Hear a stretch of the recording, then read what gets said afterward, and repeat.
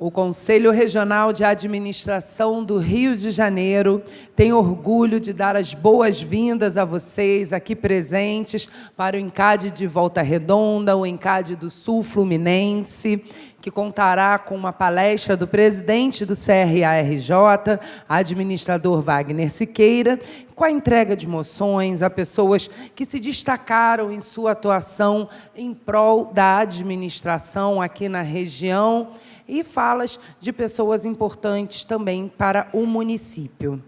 Convidamos para a composição da mesa o presidente do CRA-RJ, administrador Wagner Siqueira,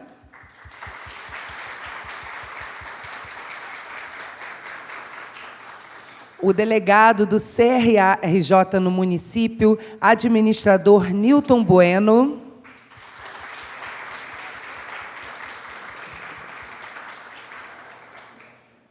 Júlio César Sobral Pinto Dias, diretor da UGB-FERP,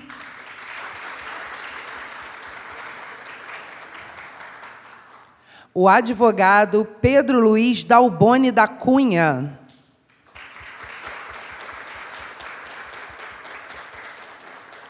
e a professora Verônica de Lira Maranhão, coordenadora da FASF.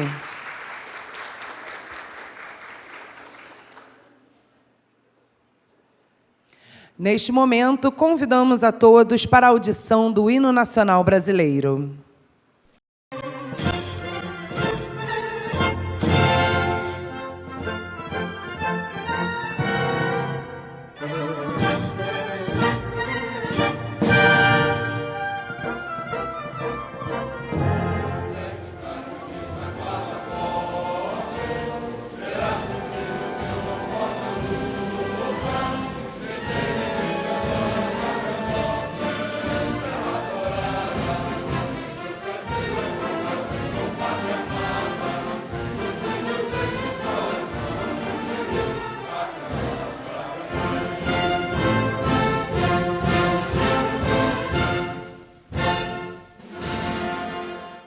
Primeiramente, gostaríamos de agradecer a presença de cada um de vocês que estão aqui hoje no ENCAD Volta Redonda. Agradecer também a presença do administrador Firmino Carneiro, que é conselheiro regional do CRA-RJ. O CRA-RJ também gostaria de parabenizar vocês. Sabe por quê? Que daqui a menos de um mês, no dia 9 de setembro, será comemorado 59 anos da promulgação da Lei 4769 de 1965, que regulamenta a profissão de administrador. Então, cada um de vocês, profissionais da administração, estudantes da administração, sintam-se parabenizados por esta data tão importante que deve ser comemorada sempre. Bom, também gostaríamos de avisar que o ENCAD Volta Redonda está sendo gravado e em breve vai estar disponível no nosso canal do YouTube para vocês assistirem, reassistirem, assim como o certificado vai estar disponível no e-mail de vocês, né? Todo mundo fez o credenciamento, quando chegou, quem não fez pode fazer ali atrás para receber o certificado rapidinho. Dentro de mais ou menos 7 dias, vocês recebem, às vezes até antes. Bom, sem mais delongas, vamos dar início ao nosso evento. Convidamos o administrador Nilton Bueno, que é o nosso delegado aqui no município, para dar as boas-vindas e começar aqui o nosso ENCAD. Boa noite, presidente Wagner. Boa noite, presidente, companheiro advogado Pedro, meu amigo. Boa noite, professor Júlio e a professora Verônica. Boa noite, todo o corpo universitário. Ficamos muito contentes com a presença de vocês todos os demais administradores aqui presentes. É muito gratificante a gente estar aqui hoje, porque a nossa profissão é uma profissão muito bonita, tem que ter muita garra para trabalhar nela, mas vale a pena. Ela falou de estar fazendo 56 anos, 59. Eu já formei em 1977, tem quase o mesmo tempo da nossa profissão, né? Tanto é que eu tenho aqui na lapela um distintivo, Associação Brasileira de Técnicos de Administração, que quando eu estava estudando, me formando, chamava técnico, né?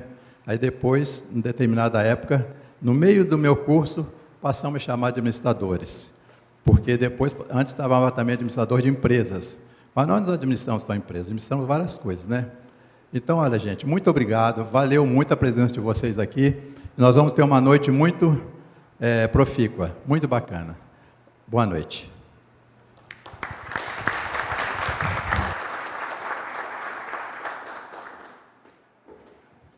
Obrigada, Newton.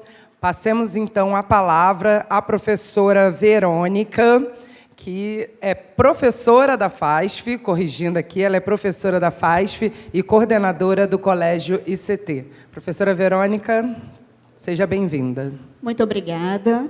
Boa noite à mesa, boa noite a todos. É uma honra estar participando desse evento. Muito obrigada por esse momento. E eu considero de extrema relevância estarmos aqui falando, abordando, discutindo sobre a administração. Eu sou administradora, eu me graduei em 1988, e eu quero compartilhar uma coisa aqui rapidinho com vocês, porque eu tenho a honra de ter o professor Wagner Siqueira aqui, que ele foi o paraninfo da minha formatura em 1988, na extinta Universidade Gama Filho, no Rio de Janeiro. Então, muito obrigada por estar aqui, a emoção é plena por estar aqui nesse momento, e eu quero fortalecer a importância da nossa carreira de administração. A carreira de administração, independente do segmento e do porte da empresa, ela se faz presente. Então, por isso que eu valorizo, por isso que eu defendo, por isso que eu atuo na área de administração, justamente por saber e reconhecer a importância e o valor desta profissão. Vamos nos unir para que possamos cada vez mais fortalecer a nossa carreira, porque ela é de extrema relevância para todas as organizações, para a sociedade, para a economia e para as pessoas como um todo. Muito obrigada pela noite de hoje e, mais uma vez, muito obrigada por tudo. Obrigada.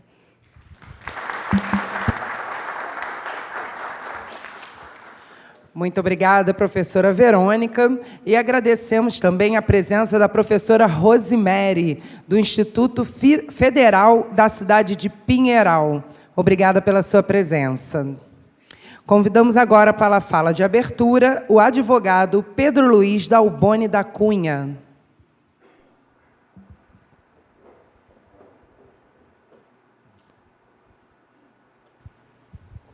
Inicialmente, cumprimento o presidente Wagner, demais integrantes da mesa diretora, administradores, acadêmicos. A visão daqui é extraordinária, vendo a juventude interessada no tema em que em breve eles estarão à frente das empresas, da sua atividade profissional. Bem, eu não sou administrador, mas percebemos que o administrador, ele é essencial em todas as atividades, todas. Como bem dito no início, em 1965 é que houve a regulamentação. E em 1968, salvo engano, foi o primeiro Conselho Regional de Administração. Como acadêmicos, participem do Conselho, porque todas as lutas da profissão partem desse órgão colegiado. Vejam a alegria da nossa professora ao ver o paraninfo, o presidente Wagner, e ele está nessa batalha há longos anos. Isso é motivo de muito orgulho, e quanto mais pudermos extrair desta mente, que com certeza é brilhante no exercício da sua profissão, ele serve de um aprendizado muito grandioso, que vai além dos livros. O administrador, presente em todas as atividades, todas, e vejam que ele tem um nível estratégico, um nível tático, um nível operacional, ele atua em gestão de pessoas, de processos, de conhecimento. Então, vocês têm uma gama enorme de opções. E volto a me dirigir à juventude. fiz agora aqui uma pesquisa, e as startups, não é, presidente Wagner? No ano passado, 2023, elas já representam mais de 13 mil empresas criadas nesse ramo. E que, com toda certeza, pela inteligência, dinamismo e facilidade com a tecnologia, vocês podem começar a pensar no início de carreira numa startup e, quem sabe, seja a própria startup. Então, fica aqui o nosso agradecimento pelo convite e a honra de participar deste encontro, desejando que tenhamos aí realmente, como nosso conselheiro Bueno bem disse, uma noite muito promissora. Muito obrigado pela atenção.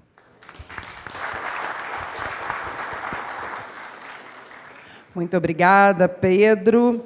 Convidamos agora para a sua fala Júlio César Sobral Pinto Dias, diretor da FERP. Boa noite a todos.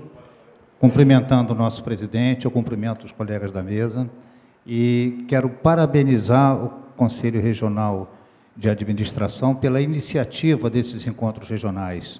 Isso é muito importante. Muitas vezes o acadêmico, o aluno, os profissionais não têm dificuldade de se deslocar para a capital. Então, é muito importante esses encontros locais. E reforçando o que já foi dito aqui na mesa sobre a importância do administrador. Durante a pandemia, houve uma evasão muito grande de alunos. E eu posso destacar como um dos cursos que se manteve firme, se manteve com uma procura muito boa, foi o curso de administração. Então, isso aí mostra a importância desse profissional para a sociedade. Quero destacar que o GB tem o curso de administração já há bastante tempo e nós estamos numa parceria com a Prefeitura Municipal, com o projeto Diploma Cidadão, onde nós temos uma iniciativa, entendo que inédita até no Brasil. 2 turmas de administradores formadas unicamente por PCDs. Então, pessoas com deficiência estudando, tendo o currículo adequado às necessidades, com aulas de reforço pela parte da tarde, aulas normais à noite, em parceria com a Prefeitura. E, na formatura da primeira turma, contaremos com a presença do Conselho, que eu acho que isso realmente vale a pena marcar uma posição dessa. E é uma coisa inédita, no meu entendimento. Desejo a vocês uma noite bastante proveitosa. É sempre bom ver os alunos, né, os universitários aí com esse brilho nos olhos de participar de evento, os professores, todos presentes. Obrigado. Uma boa noite a todos.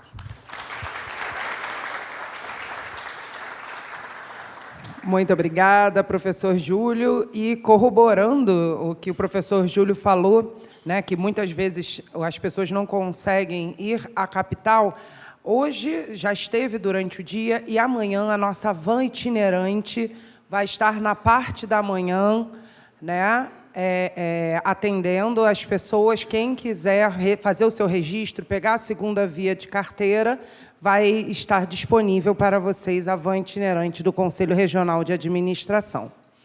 Dando continuidade aqui ao nosso evento, vamos fazer a assinatura de um convênio institucional entre o CRA-RJ e a Fundação Educacional Rosemar Pimentel, a FERP, representada pelo professor Júlio, para a realização de programas conjuntos na promoção dos cursos de administração, dos cursos de gestão, para a valorização mesmo da profissão de administrador e dos gestores tecnológicos. Então, convido o professor Júlio e o administrador Wagner para essa assinatura.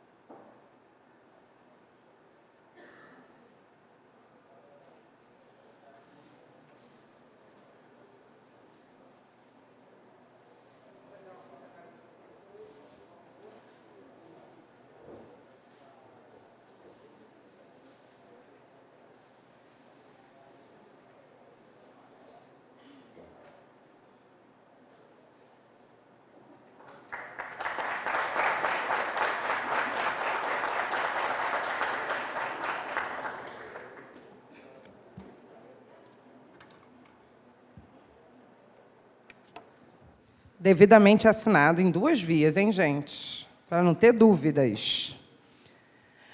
Bom, agora é a hora de agradecermos e homenagearmos importantes personalidades por seus préstimos em relação à administração de Volta Redonda e de toda a região sul-fluminense.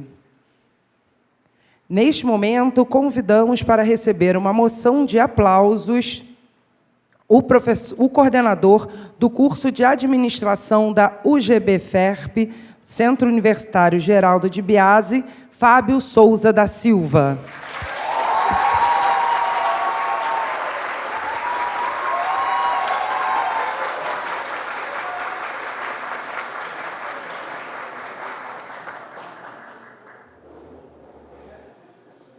Claro. Esse aí tem torcida organizada.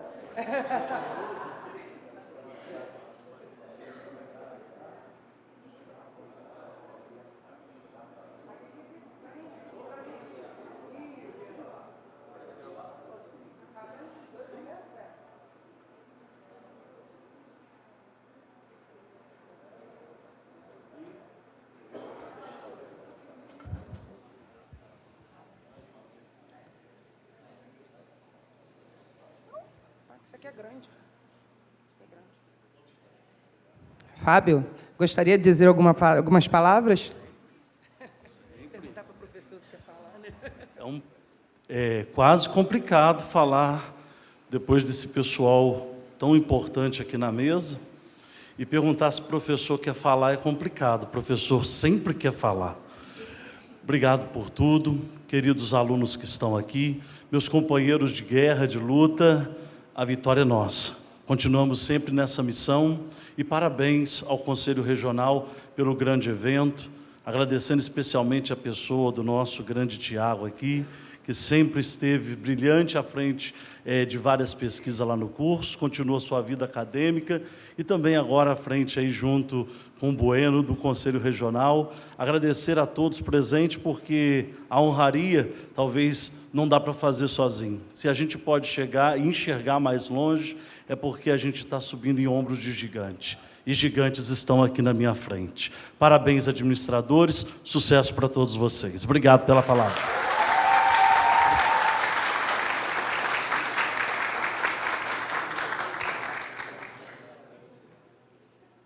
Adorei a torcida organizada, gente. Adorei, adorei.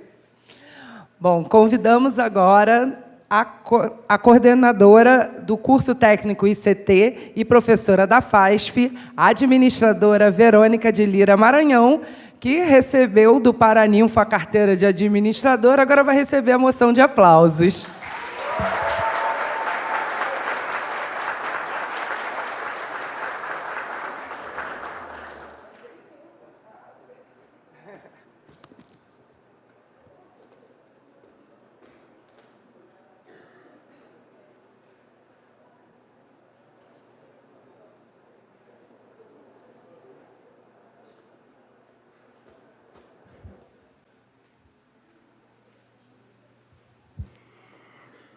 Bom, eu tenho uma característica, quem me conhece sabe que eu não consigo esconder a minha emoção. E por que fazê-lo, né? Eu fiquei muito contente, né, com esse reconhecimento. Eu tenho alguns alunos meus aqui, que eu estou vendo os rostinhos, né, então eu estou muito emocionada. E eu acho que isso aqui, eu entendo como um reconhecimento por uma dedicação, por um trabalho realizado de 30 anos de profissão na administração. Eu sou administradora. Eu digo que eu escolhi a carreira não porque eu não sabia o que eu ia fazer, porque eu sempre disse que ia trabalhar em empresas e que eu seria professora. E cá estou. Então, eu só tenho que agradecer por essa oportunidade, por esse momento, por todos os meus alunos da administração, por essa mesa, pelos professores da administração, por tudo isso, porque eu sou o que eu sou graças a vocês. E eu quero dizer o seguinte: continuem contando comigo, porque eu estarei sempre estudando, sempre aprendendo, porque eu sei que eu nada sei, estarei sempre me aprimorando para contribuir com a formação das pessoas, dos profissionais e da minha carreira escolhida, que é a administração. Então, muito obrigada por esse momento, porque a emoção está grande, senão eu vou chorar. Muito obrigada, gente. Muito boa noite. Obrigada por tudo.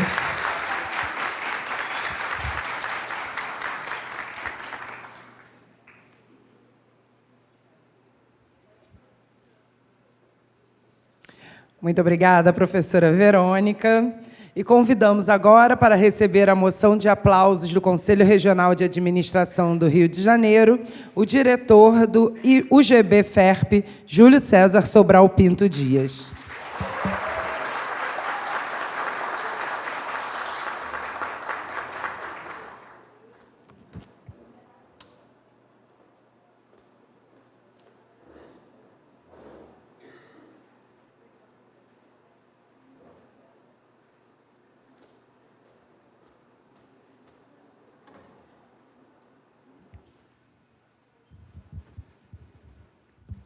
É só deixar registrado o meu agradecimento e reconhecimento à delegacia local, à parceria que nós sempre temos, e deixar registrado que sempre que precisamos do Conselho, nós tivemos a atenção dada, enfim.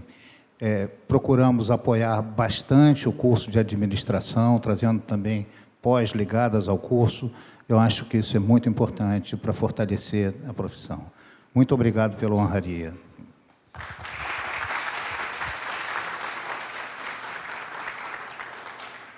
Obrigada, Júlio. E convidamos agora para receber a moção de aplausos a coordenadora do curso de administração do UBM, Centro Universitário de Barra Mansa, Leda Maria da Silva Senra Costa.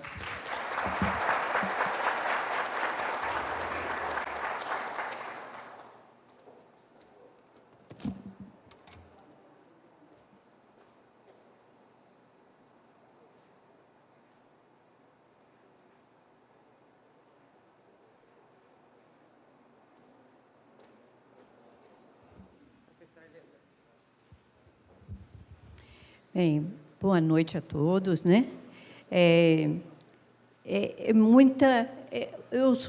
Administração é isso aí, né, gente? É emoção, é amor, é gratidão, é uma honra.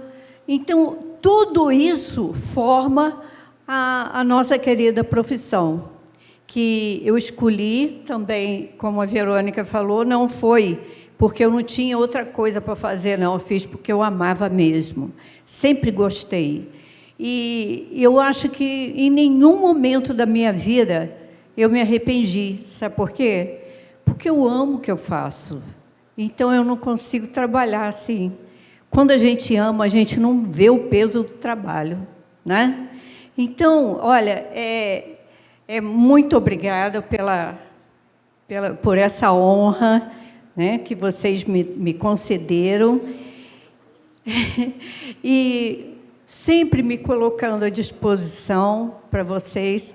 E eu também estou igual a Verônica, eu sou emotiva pra caramba. Um beijo, obrigada.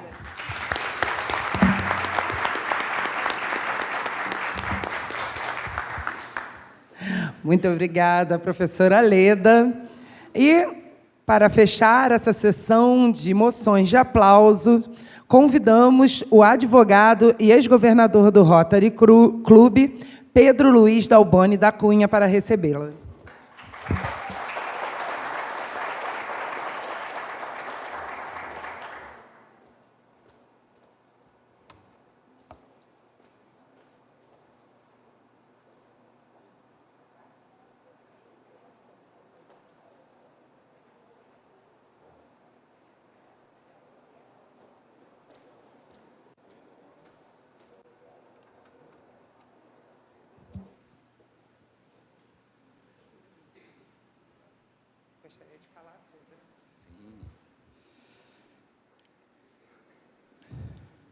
Eu senti falta, professor Fábio, da sua torcida.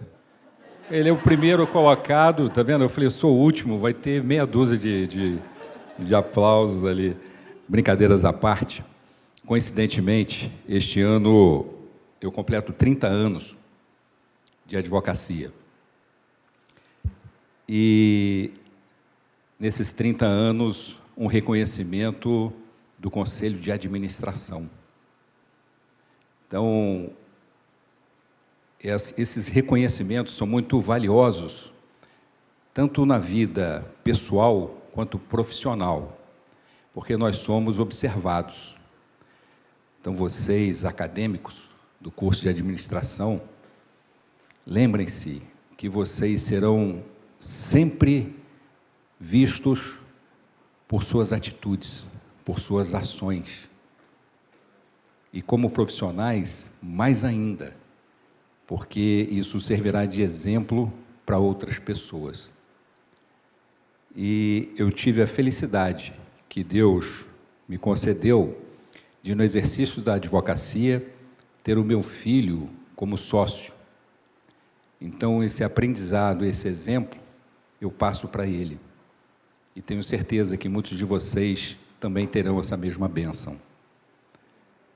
E tem, neste momento, apesar de falar em 30 anos, mas este momento, para mim, ele se torna marcante e inesquecível. E aí eu lembro de Fernando Pessoa, que diz que o valor das coisas não está no tempo em que elas duram, mas na intensidade com que acontecem. Quando o professor Fábio recebeu aquele aplauso caloroso, essa é a intensidade que vai marcar o dia de hoje e essa homenagem. Muito obrigado.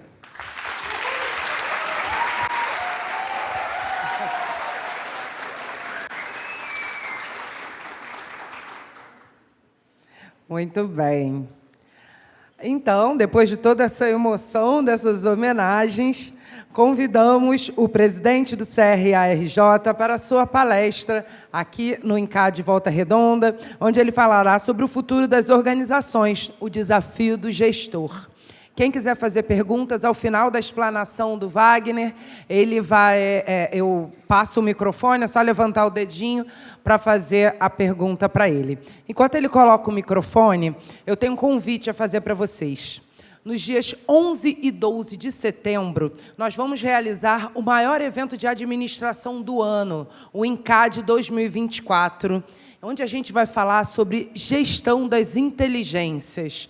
Quantas inteligências a gente precisa para gerir a nossa carreira? Então, a gente vai falar muito sobre isso. Nós temos grandes palestrantes, como Cristóvão Buarque, Jorge Caldeira, Wanda Engel, Eduardo Muzak. Tem muita gente boa que vai estar conosco. O evento é gratuito e híbrido. Então, quem quiser, quem puder estar lá na Academia Brasileira de Letras, será muito bem-vindo. Quem não puder, pode assistir através do nosso canal do YouTube, tem o mesmo certificado, tudo direitinho. E, para se inscrever, é só acessar o nosso site, que é cra-rj.adm.br, mas na pastinha que vocês receberam, tem o QR Code, tem o endereço para vocês se inscreverem. Eu tenho certeza que vocês vão gostar bastante. Muito obrigado. Muito obrigado, boa noite a todos. Toda vez, eu já vim incontáveis vezes, um sem número de vezes, desde 1970, quando me formei em administração, na antiga Fundação Getúlio Vargas, atual ainda Fundação Getúlio Vargas. E sempre quando venho, é sempre um turbilhão de emoções. Está sendo hoje de novo. E eu gostaria de dar um testemunho aqui. Volta Redonda, em particular, a região do Sul Fluminense, tem um papel decisivo, não é só na história da nossa profissão no Rio de Janeiro, mas também no próprio Brasil. Nós tivemos, assim como o Conselho de Medicina, que ficou 5 anos sob intervenção do Ministério do Trabalho naquela época, o nosso Conselho ficou 13 anos sob intervenção. E nesse processo de intervenção, nós só saímos em 1981. O processo eleitoral da saída da intervenção, que foi a primeira vez em que a profissão se afirmava democraticamente depois da intervenção, e é um longo período de 13 anos, como foi lembrado, a profissão é de 65, a regulamentação é de 67, o primeiro conselho de 68, mas em 69 já tinha intervenção.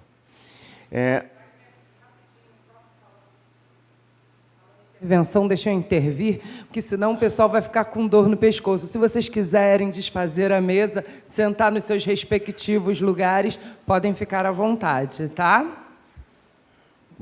Bom, O primeiro acordo sindical da nossa profissão foi assinado aqui com a Companhia Siderúrgica Nacional em 1977. Você imagina, a dificuldade ainda, aí foi o sindicato. Mas o primeiro acordo, não me lembro bem do nome do presidente, era um presidente muito democrático, Juvenal Osório, que era o presidente da Siderúrgica Nacional, você lembra bem, né, Nilton? O primeiro acordo do Conselho, em relação, ao invés de ficar na fiscalização, o conceito clássico de fiscalização, a compreensão de que quando as pessoas sentam-se à mesa, são capazes de se entenderem, e a capacidade de se entenderem leva ao avanço. Foi também com a Companhia Siderúrgica Nacional. Estava vendo ali o Nilton, nosso delegado hoje, que já trabalhava e atuava com o antigo delegado que nós tivemos, o primeiro aqui na região, Cleto Vieira da Rosa, que era da Companhia Siderúrgica Nacional também, que me parece da área de recursos humanos, né, Nilton? E Nilton já era atuante e militante, e Cleto Vieira da Rosa certamente deixa uma participação, uma lembrança, uma contribuição, foi nosso conselheiro também, muito forte. Tivemos depois o Marco Aurélio, nosso popular Marcão. Portanto, a profissão se beneficia muito dessa interação e é sempre com muita emoção. A professora acaba de declarar uma gentileza enorme, né? 1988, paraninfo da turma dela. Isso acontece mesmo só com quem já se formou em 70, né? Você imagina. O que significa que as pessoas não ficam velhas. As pessoas ficam obsoletas. É preciso que a gente, né, atende isso. Não é porque está velha que está obsoleta, não. A juventude também pode, por suas atitudes, comportamentos e ações, também ser obsoleta. Vamos falar aqui do futuro das organizações. O desafio do administrador do século XXI. E aí eu começo com essa questão da obsolescência. E vamos imaginar se nós estivéssemos hoje no ano de 1024. Em 1054, a possibilidade de certeza, de previsão, de assertividade do que seria o mundo 30 anos depois seria enorme. A gente praticamente acertaria tudo, porque o processo de mudança, de transformação, era muito mais lento e nos dava a perspectiva de acerto. Mas nós vivemos hoje no mundo de 2024. Como será o mundo em 2054? A imprevisão é muito grande. Muitas coisas serão acertadas, e serão muitas previsões, muitos cenários que se descrevem vão ser adequadamente definidos, mas muitos outros não serão. Talvez nenhum deles. Talvez, tá certo? Mas vai acontecer. E nós ficamos muito claro que se todos nós fôssemos infinitos, infelizmente não somos, né? Pelo menos nesse nível né, em que vivemos aqui na Terra, se todos nós fôssemos infinitos, tudo mudaria. Mas como somos finitos, muita coisa que existe hoje ainda estará presente nesses próprios 30 anos. O que eu vou conversar com vocês aqui, pretensiosamente, é colocar algumas perspectivas, algumas reflexões, alguns cenários de questões que poderão estar ou não presentes daqui a 30 anos. Meus amigos, a tecnologia avança à velocidade da luz, mas a mentalidade das organizações avança à velocidade do carro de boi. Há uma enorme defasagem entre a tecnologia que a gente usa e a mentalidade que a gente pratica na organização. Democracia não é só votar no prefeito, no governador, no vereador, etc. Democracia se faz também no processo econômico, se faz também no cotidiano da vida. Não há vida hoje no mundo em qualquer atividade que não seja realizada através de uma organização. E as organizações são o reduto autoritário da sociedade brasileira. É a organização que discrimina o negro. é a organização que discrimina a mulher, é a organização que discrimina o homossexual, é a organização que discrimina o ancião, é a organização que discrimina os portadores de deficiência ou de necessidades especiais. É a organização que dá concretude ao preconceito. E a pior coisa que o preconceito pode fazer com uma pessoa é fazê-la ser exatamente igual àquilo que o preconceito diz que ela é. Portanto, a dignidade humana é uma questão de permissão social. Se a cultura, se o ambiente organizacional não tem permissão social, o preconceito se concretiza e se realiza. E aquilo que é pior do preconceito é transformar, como disse, a pessoa exatamente naquilo que o preconceito diz que ela é.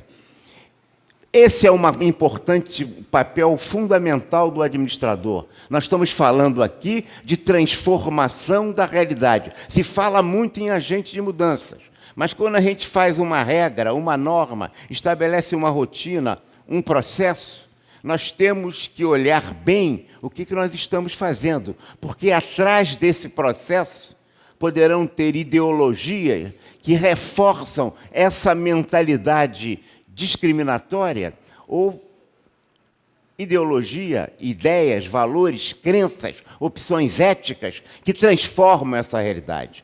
A arma, ela pode estar a favor do bem ou do mal, do mocinho ou do bandido. Como estamos utilizando os processos e as regras de trabalho? E esse é um papel político da nossa profissão, que nós não podemos esquecer. De outras profissões também, mas o locus operacional do profissional de administração é o mundo do trabalho e são as organizações. E nós temos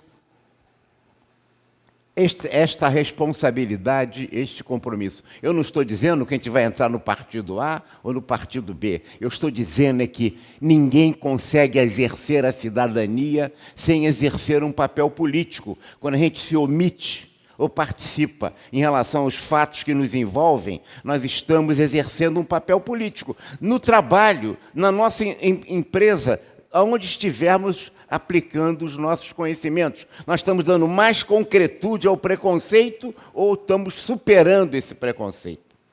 E essa é uma responsabilidade que temos, independentemente da técnica. A técnica temos que ter cuidado. Ela não é neutra, como disse. Ela pode estar a serviço do bem ou pode estar a serviço do mal. Ela pode estar reforçando o que existe hoje de preconceito e de discriminação, de desigualdades, ou ela pode estar superando essas dificuldades. E nós temos que estar atentos ao aplicarmos a técnica. Por quê? O técnico puro, aquele que acha que a técnica é neutra, que ela tem que ser cumprida porque ela é a verdade da técnica, o técnico puro é mais perigoso do que um político demagogo e irresponsável. Sabe por quê? Porque o técnico puro é um alienado com poder. Então, quando a gente usa apenas a técnica dissociada do contexto em que a gente não estamos atuando, nós, em verdade, estamos utilizando a técnica como um desígnio de poder e de mando, de imposição de nossa vontade a despeito do que a comunidade, aquela realidade necessita. E aí entramos no nosso caso brasileiro também, na síndrome do velho e do novo. Eu costumo, às vezes, falar de novelho, né? Um híbrido mal-sucedido que não tem nada de novo e tem tudo de velho, ou as duas coisas. O anacronismo das organizações fala do novo, mas pratica o velho. Nós não podemos ter até... E aí tem um equívoco, porque a gente está dispondo hoje de tecnologias absolutamente fantásticas. Nunca chegamos a um ponto tão avançado de tecnologia que a gente esquece que essa tecnologia, nem sempre, ou maior parte das vezes, nada quer dizer com as relações que se estabelecem no cotidiano de trabalho. A tecnologia não é necessariamente sinônimo de democracia, de voz, de participação. Ao contrário, quando se descobriu a roda, tá certo? Aquilo criou grupos aristocráticos e de privilégios, de diferença de privilégios, muito grande. E é sempre assim. E agora não está sendo diferente, não. E aí, jovem, você que acha que porque detém, eu que sou completamente... a gente sempre tem dificuldade, né, Nilton? De mexermos naquelas coisas, porque a gente já passou da máquina Maquibiva. Isso você não pegou, não, mas eu peguei. Máquina Maquibiva. Enfiava um negócio assim, quando levantava, apareciam os cartuchos, os cartões. Você imagina. Você também não pegou isso, não. Mas vejam, essa tecnologia que mudou tanto, nos dá a impressão que nós, jovens, somos o dono do mundo, e falo aqui para todos os jovens estudantes, porque a gente detém a tecnologia. Não, não, não, não, não. Pega a filhinha de vocês, o filhinho, 4, 5, 6, 8, 6 anos, dá para ele uma televisão, daquela antiga, aquela bem antiga, aqueles tubos, e diz para ela assim, liga essa televisão, filhinha. E ela vai ficar, e passa a estação. Ela vai ficar, estação é antigo, né? Ela vai ficar passando na coisa assim, ó. E aí aquele seletor que tinha números e que você rodava, ela vai ficar enfiando o dedinho ali, ó. É isso mesmo. É isso mesmo. Veja bem, a natureza humana é permanente e universal. O contexto em que a gente é criado nos permite estarmos adaptados a essa mudança de realidade. Se a gente muda, a gente está ajustado. Agora, cuidado com a pretensão de sermos mais avançados que os outros jovens. Porque aquele jovem que não lê, aquele jovem que não pensa, vai ter dificuldade de comandar as possibilidades infinitas que, por exemplo, a inteligência artificial nos permite. Sabe por quê? Porque ele não vai saber dizer o que ele quer comandar para aquela inteligência artificial. Se ele não consegue explicitar o que ele deseja, ele vai ter muita dificuldade em utilizar de forma excepcional aquela tecnologia. E amanhã a gente vai ficar o apêndice da máquina. Carlitos, num filme Tempos Modernos, se nunca viram, vale a pena ver, é um filme em que ele é um operário da linha de montagem apertando lá a porca o dia inteiro. Daqui a pouco ele fica atrás, viu uma moça com os botões de porca, ele ficou completamente alienado. Essa realidade, ela é repetível. Ela acontece de novo, se a gente não estiver atento a isso, tá bem? Então, a sociedade brasileira é pródiga em dicotomizar o falar e o fazer, o dizer, né? E o praticar, a teoria e a prática, os valores proclamados e os valores reais. E aqui eu me valho muito de uma expressão de um autor esquecido, que agora, quando sai, SWOT, todo mundo fala de SWOT como se fosse uma coisa novinha, sabe, professor Tiago? Isso é de 1940, tá certo? 1940, de um professor chamado Kurt Lewin, tá certo? E todo mundo fala como novinho. E ele falava na teoria esposada e teoria de uso de Crisarges, valores proclamados e valores reais, de Anísio Teixeira. A pandemia escancarou, de fato, escancarou a obsolescência das organizações e da sociedade brasileira. Minha gente, nós somos um país tão obsoleto que numa reforma fantástica, que é a reforma tributária, a gente pode não gostar, assim, ou assado, mas é uma reforma fantástica que coloca o Brasil contemporâneo com o mundo. Uma coisa que só existe no Brasil não é jabuticaba, porque ela existe em outros lugares. É besteira mesmo. E o sistema tributário brasileiro só existe no Brasil. E só pode ser besteira. Então, a gente é tão fantástico que, em plena discussão do meio ambiente, portanto, uma reforma moderna que o Brasil precisa, estamos cuidando apenas da área de consumo, não se falou ainda na parte de renda, porque o tributo tem consumo e renda. A gente só está falando de consumo. Renda nem se teve peito de mexer, nunca se teve. E a gente é capaz de dizer e fazer uma emenda, tá certo? Em plena economia 4.0, do ambiental, etc., dizer que os carros elétricos devem ser aplicados sobre eles o imposto do pecado. O que é o imposto do pecado? Aplicados à bebida e aplicado ao cigarro, tabaco, etc., que fazem mal à saúde e que poluem o meio ambiente. Ao mesmo tempo em que a gente fala do novo, a gente pratica o velho. Quando eu vejo aquele acordo ontem, no Senado, da Câmara e Federal, né, que a gente não, o orçamento é fundamental para nós, administradores. Não só para nós, também para os economistas, também para os contadores, é uma área compartilhada. Mas, olha, quando eu vejo aquele acordo, a gente vê que a gente está fazendo sempre aquele acordo verde e amarelo, onde uma decisão que seria correta em relação ao orçamento passa a ser consolidada num grande acordão verde e amarelo em que se tenta juntar água com azeite, todo mundo faz meio termos e a coisa vai... É preciso mudar tudo para que tudo continue exatamente como está.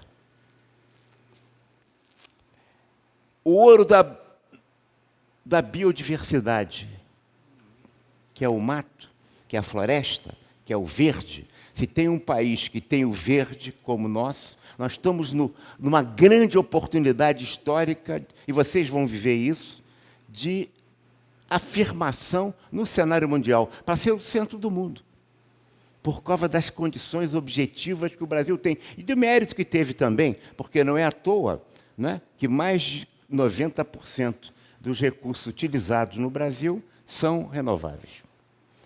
Quais são os países que podem fazer isso? Nós temos essa possibilidade, e não se discute isso. A gente está querendo ainda fazer imposto para carro elétrico.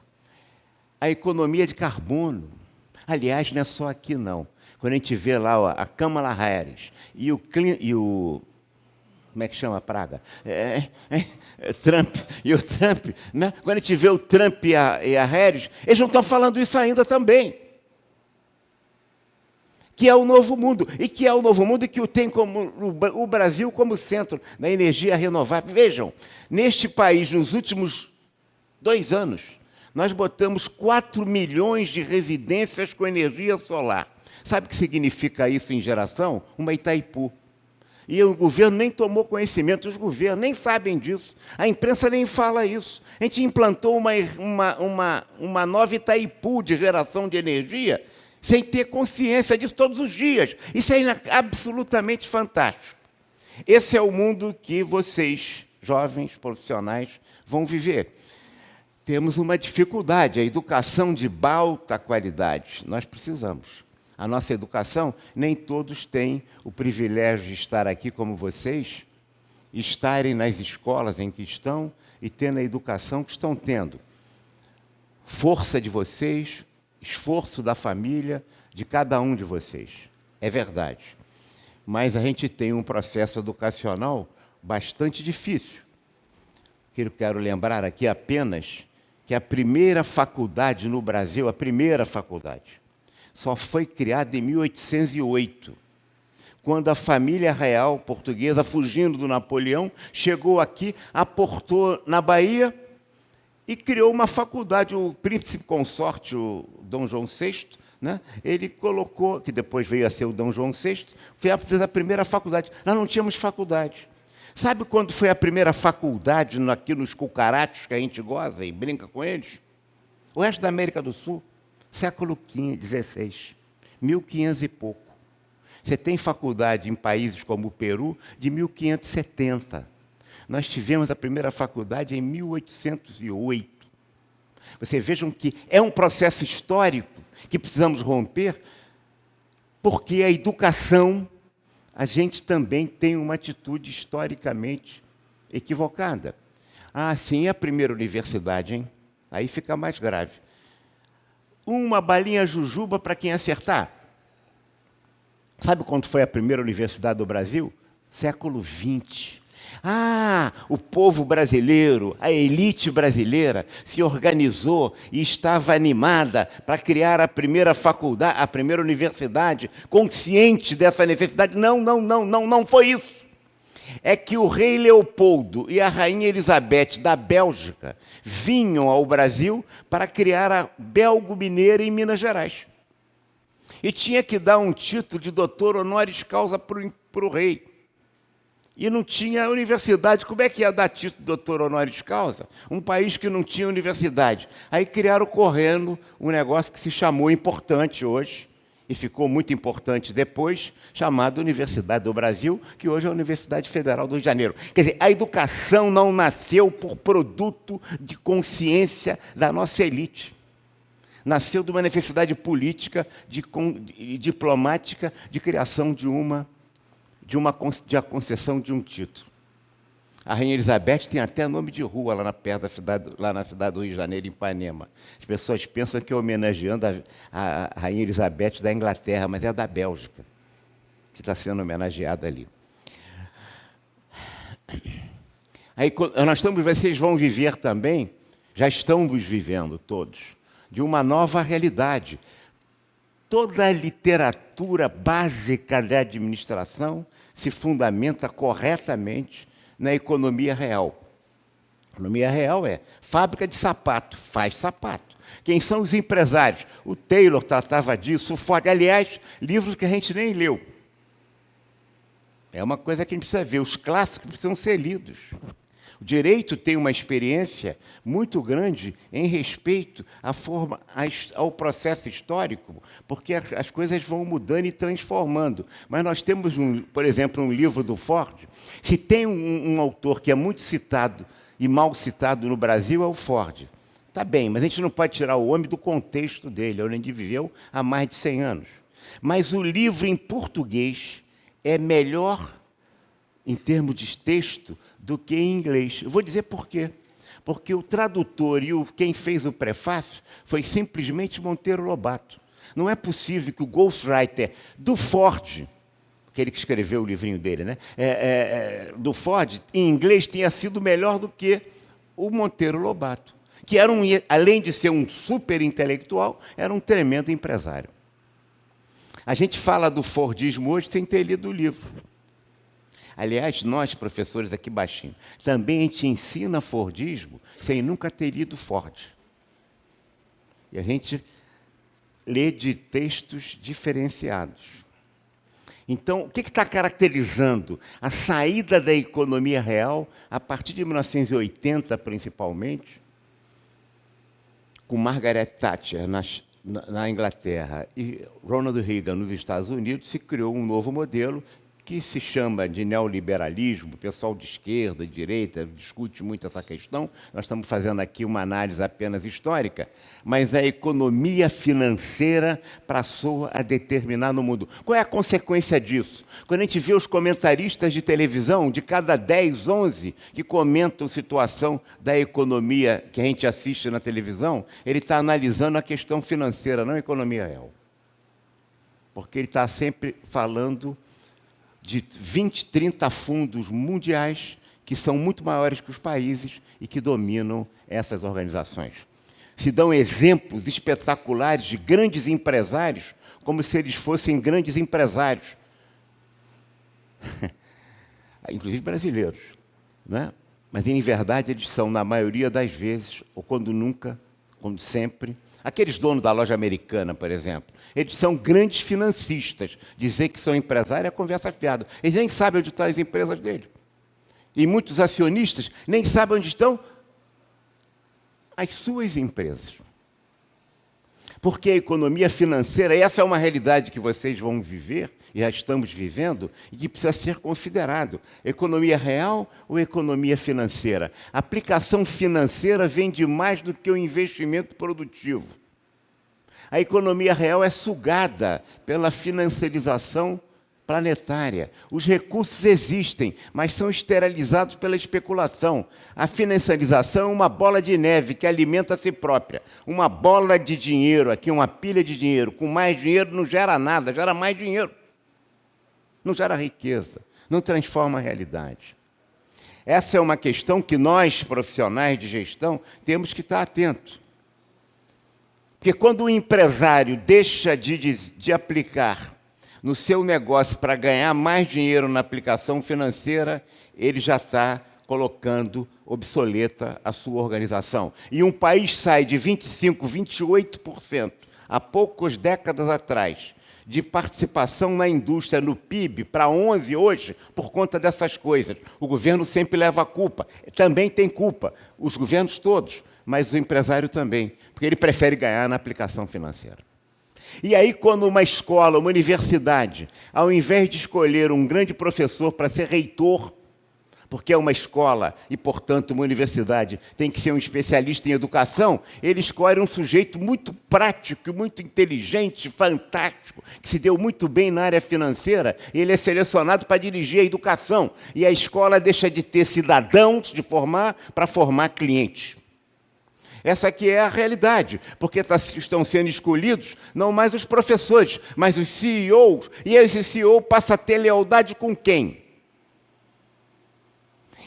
Ele seria como o Ford, que queria que o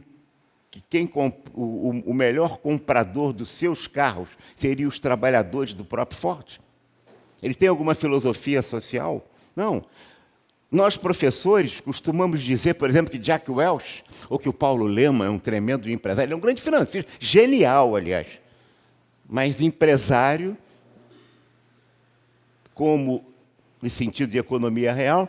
Jack Welch é considerado o executivo do século. Isso é uma maluquice completa. E tem livros, e todo mundo defende isso. Ah, porque ele mandou 180 mil pessoas embora da GE de cara e deu um resultado no balanço fantástico. Na gestão seguinte que ele saiu, logo depois a empresa virou o que é hoje, uma empresa muito menor em relação ao que ela foi. Se a gente quiser ter resultado, basta apertar o cinto. Aperta, aperta, aperta, que vai dar lucro. Mas acontece que, muitas vezes, esse lucro, que aparece ser saudável, é a visita da saúde. A pessoa, aquele cara que está no CTI, melhora, a família fica toda animada, os médicos sabem que não vai ser assim, e a pessoa morre.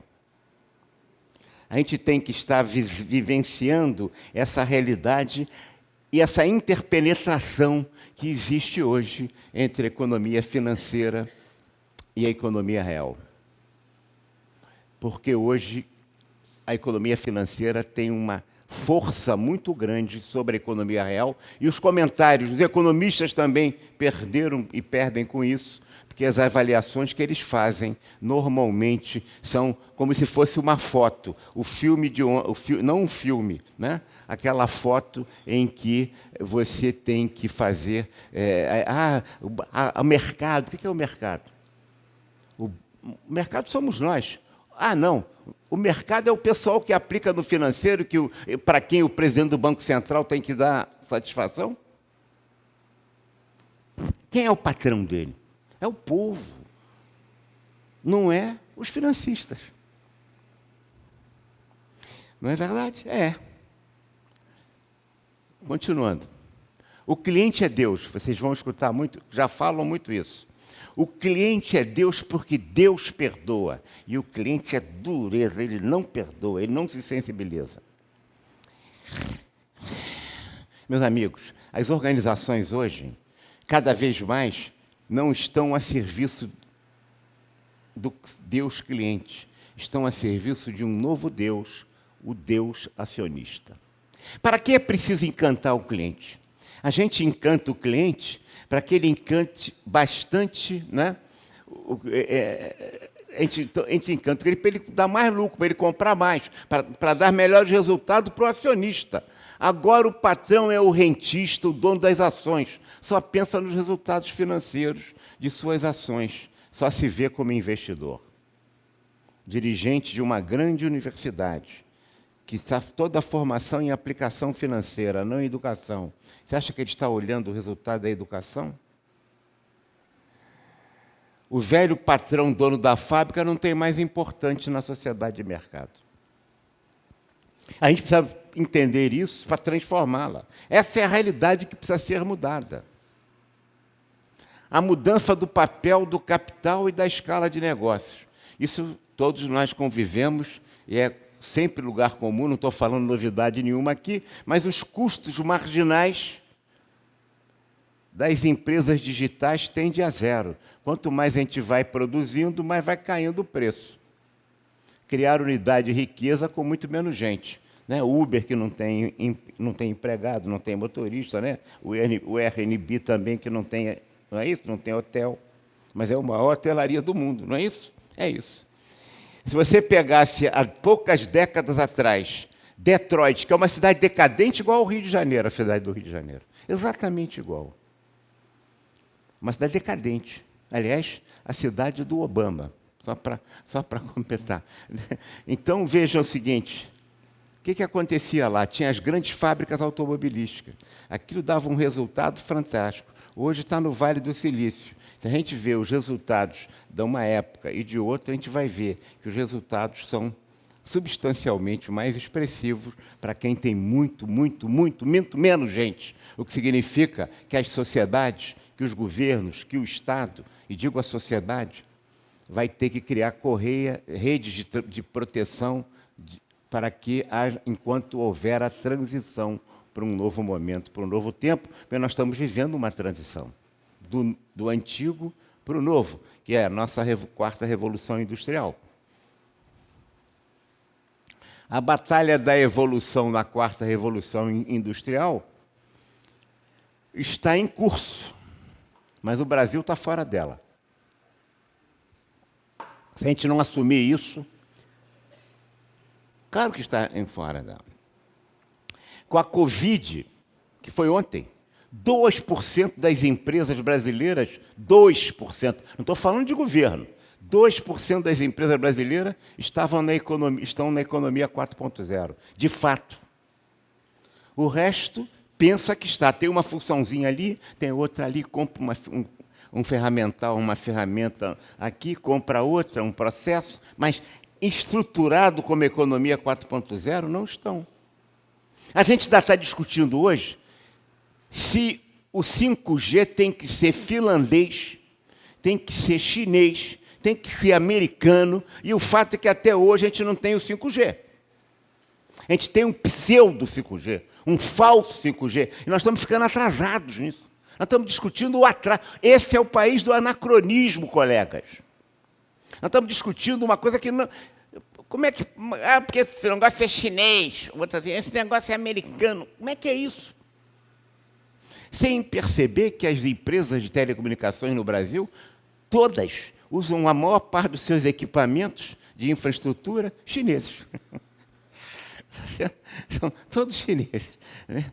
A grande parte, não só chineses, mas a grande parte. O Brasil é retardatário no 5G, na inteligência artificial, na computação quântica, exporta e importa cérebro.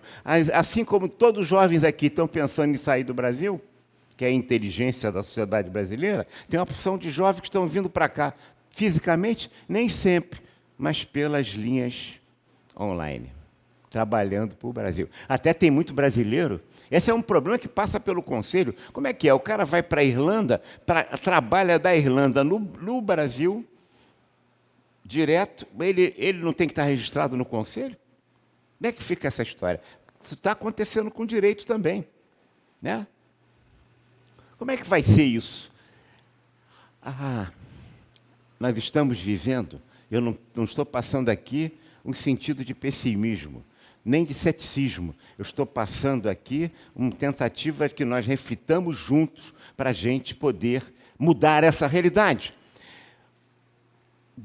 Século XIX, apogeu da primeira Revolução Industrial. Eu sou do século XVIII, século XIX.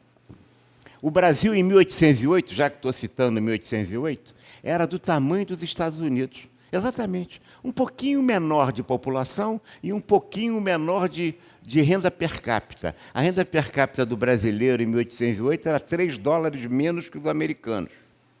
Quando chegou em 1900, este país ainda explorava a escravatura, o último país a explorar, era analfabeto.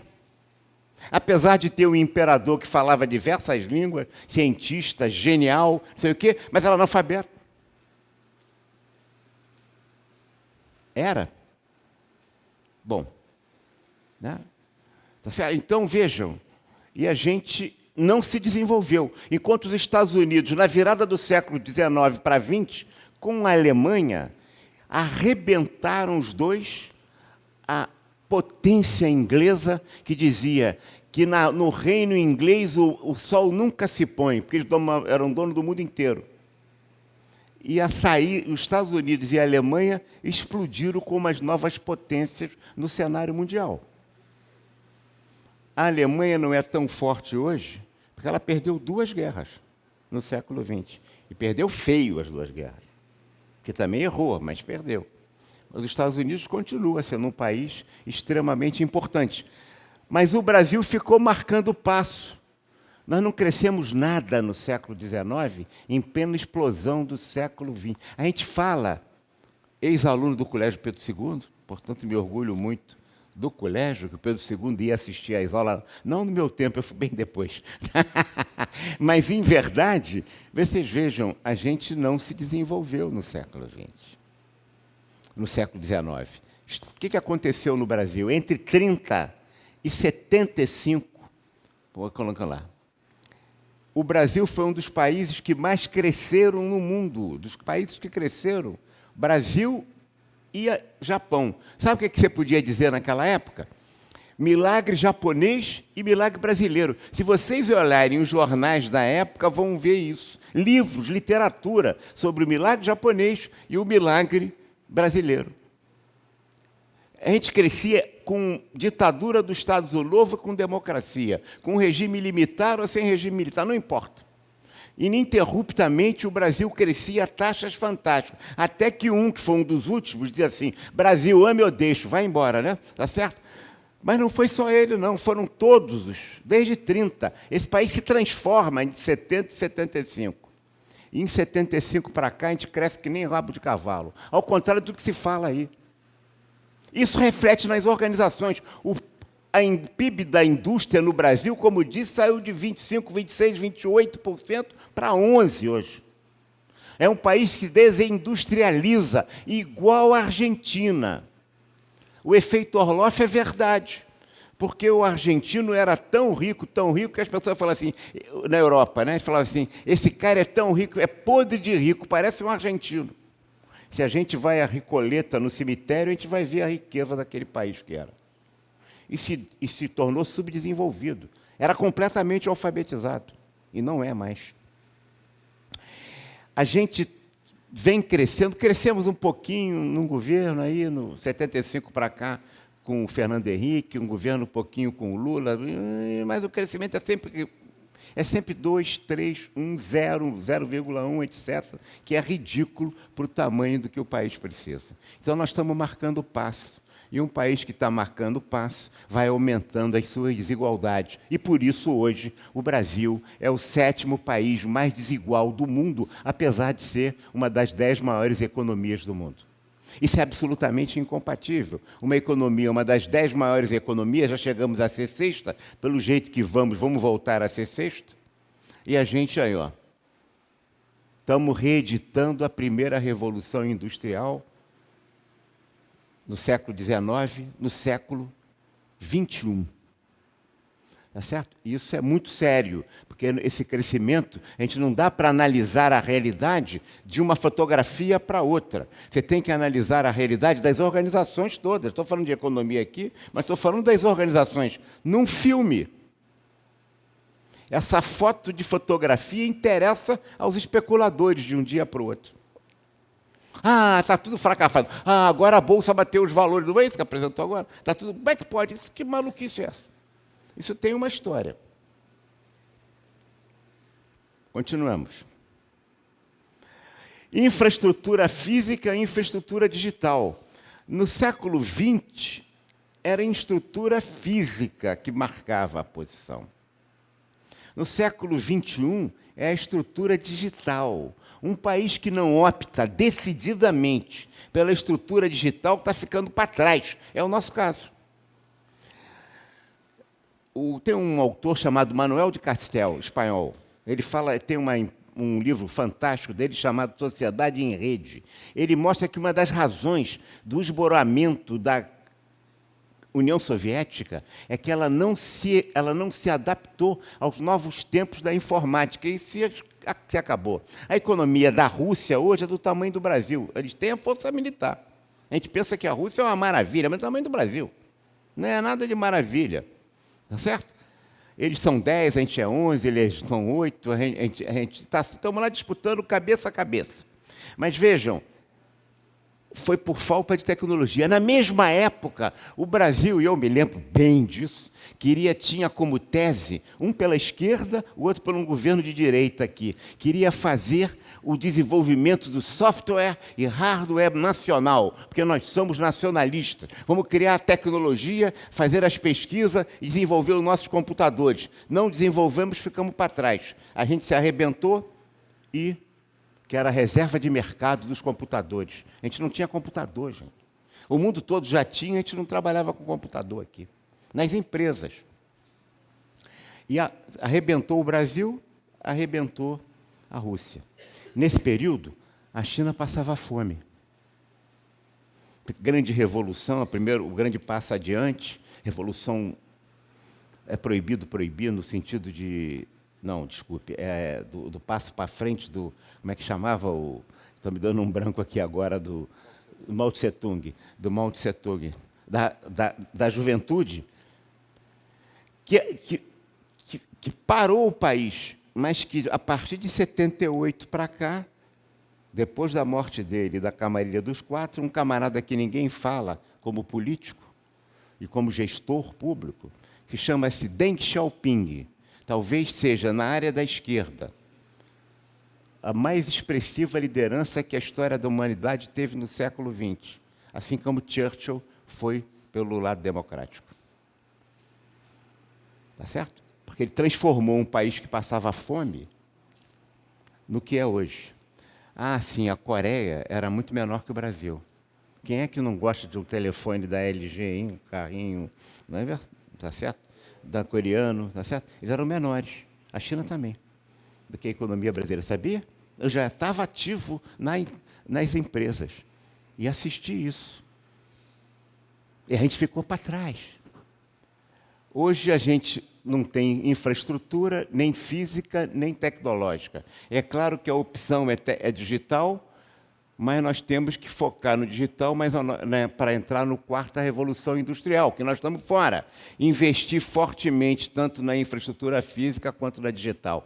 A digital determina a física agora. Assim como o corte de despesa nas empresas é determinada pela receita. É a receita que determina o corte de despesa. Se você for fazer corte de despesa indiscriminadamente, a empresa melhora, apresenta um bom balançozinho ali legal e quebra. Nem o Luca Pacioli, que foi o criador da contabilidade das partidas dobradas, que foi século XV, a gente não contabiliza os valores não contabilizáveis. O mais importante recurso das organizações não são os valores contabilizáveis, são os valores não contabilizáveis, que acabam influindo e determinando nos contabilizáveis.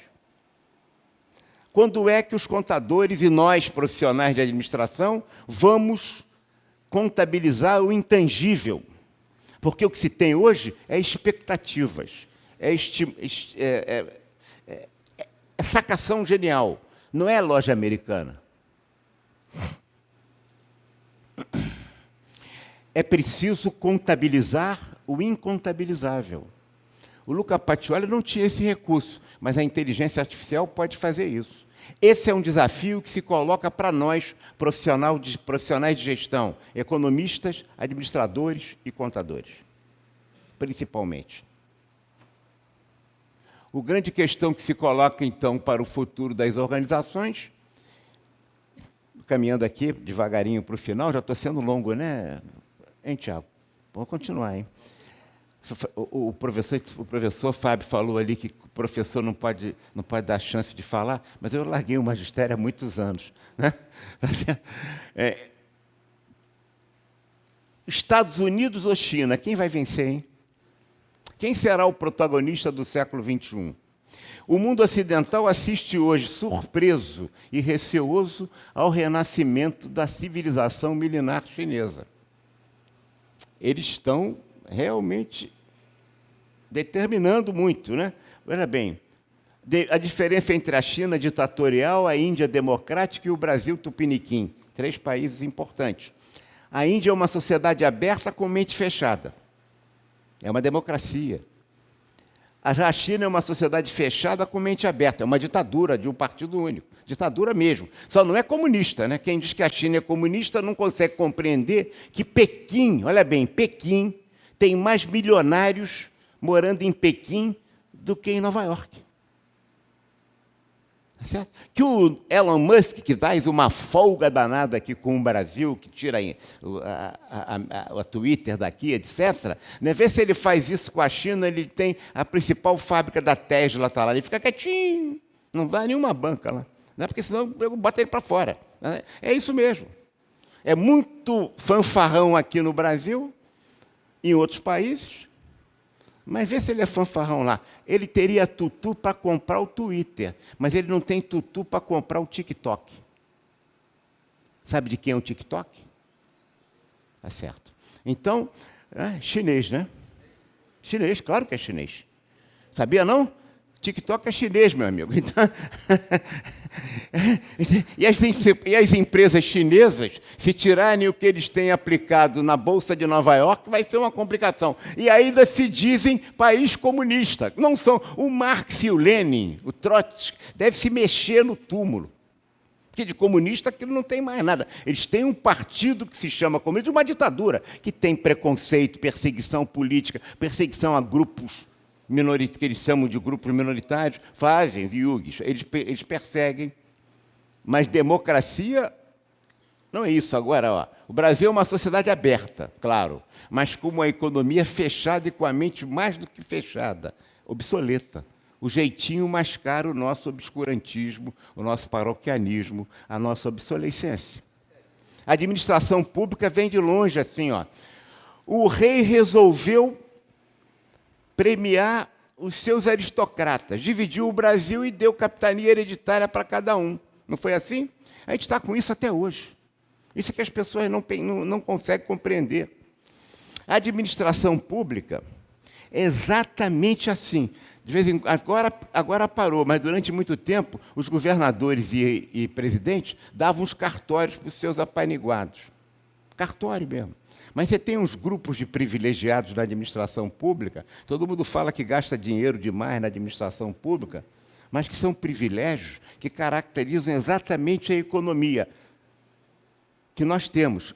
E aí a questão política. A Federação Americana surgiu de baixo para cima, a Federação Brasileira de cima para baixo, com as capitanias hereditárias. Hoje é assim também. Se você pegar o grupo do mundo jurídico, o mundo jurídico na administração pública, aí vou colocar juiz, procuradores, defensores, delegados, o mundo jurídico.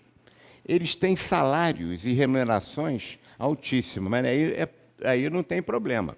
Mas ele cria uma porção de legislação, tudo lei, que nós vamos chamar de penduricalhos, tá certo? Que triplica o salário, a tal ponto que o limite constitucional dos ministros do Supremo são muito abaixo do que todo mundo embaixo ganha mais do que eles. Porque eles ganham não só o salário, como os penduricalhos. E não é nada, não estou falando de desonestidade, estou falando de coisas que são legais, aprovadas de lei. Mas não basta, não para aí. Os fiscais de renda, União, Estado e municípios, ganham salários e são altíssimos. Alguns estados e municípios têm um nível de receita. Chegando lá, ele já tem uma comissão na arrecadação. Não sabia? Mas é assim. Ah, sim. E os auditores? Os auditores também. Eu estou acusando essa gente? Não. Eu estou falando que isso retrata as capitanias hereditárias. Nós mantemos no século XXI as mesmas questões que fizemos no século XV, XVI, né? 1516. Você acha que acabou? Não acabou, não. Tem mais. Os cartórios. Você imagina, em pleno blockchain, você ainda cartório vai vender um carro, tem que reconhecer a firma. É uma sociedade cartorial que cria privilégios. Não está contra os cartórios? Não, eu estou fazendo um diagnóstico para vocês.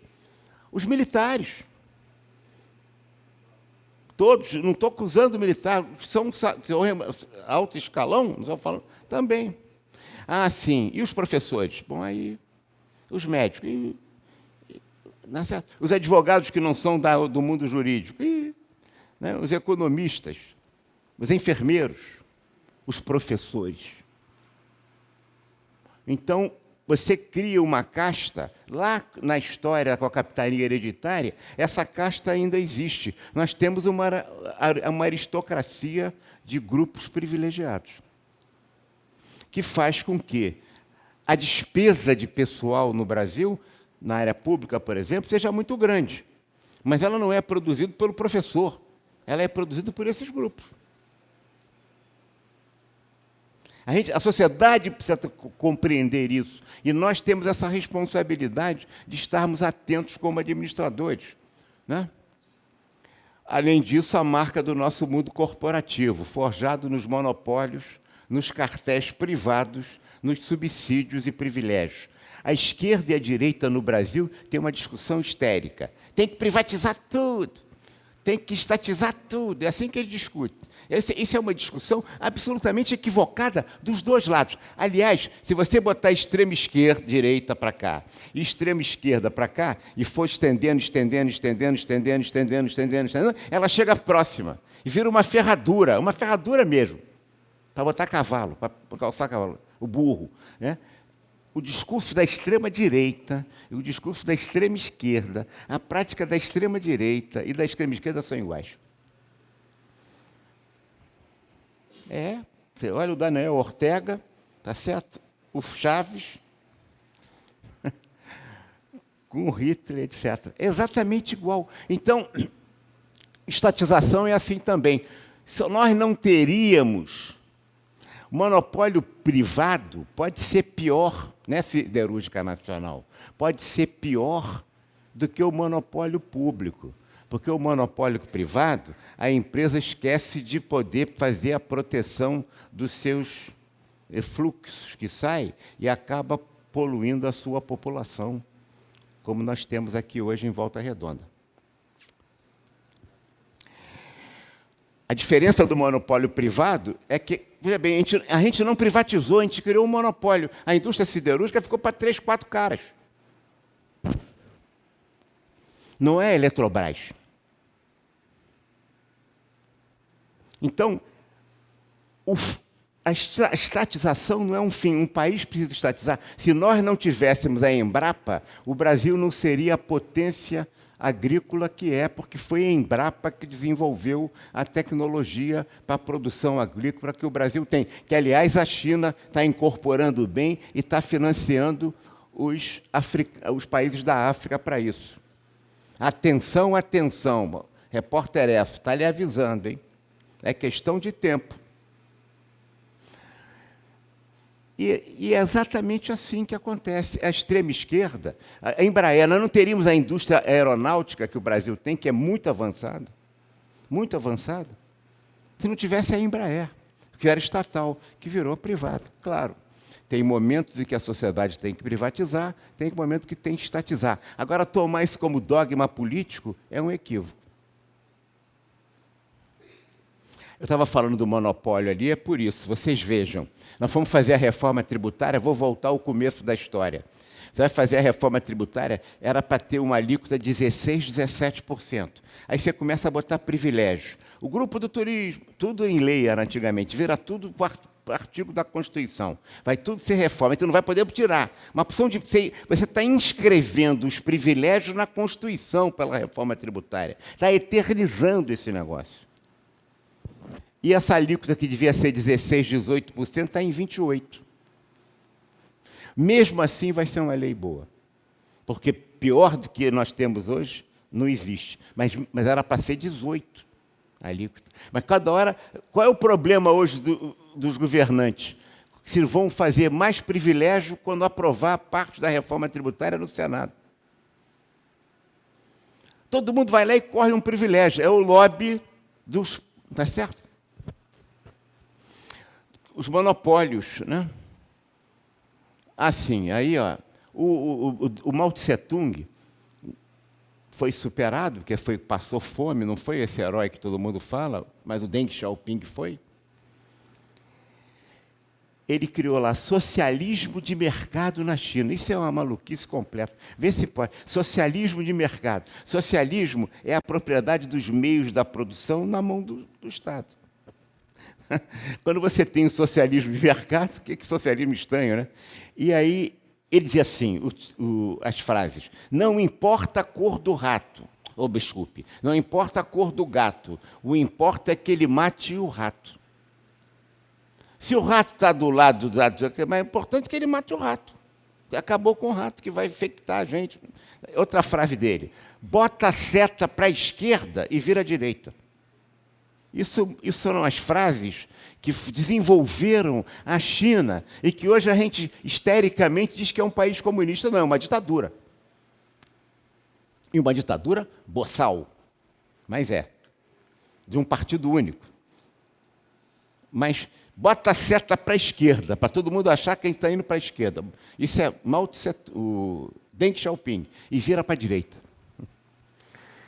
E fez o que fez. Aliás, que nós copiamos aqui, Sudene, Sudã, era exatamente o que eles fizeram lá. Os polos de desenvolvimento inicial. Mas aí outras conversas, vamos lá.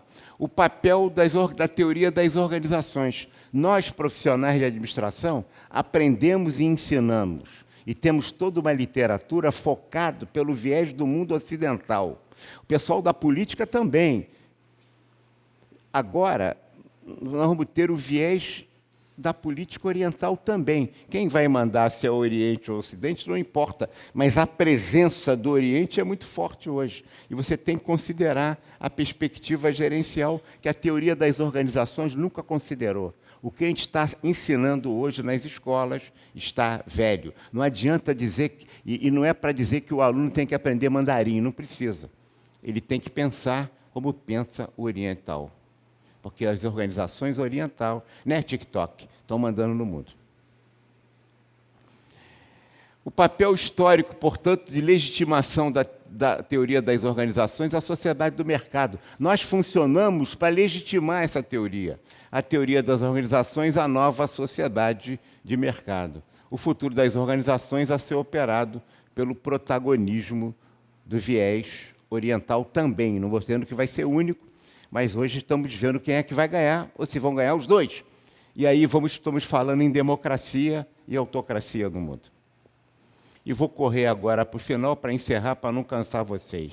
As organizações não são lógicas, minha gente. As organizações não são lógicas como os computadores. As organizações são psicológicas. Nós aprendemos a técnica, e a técnica é toda lógica. Só que a gente vai aplicar uma técnica numa realidade que não é lógica.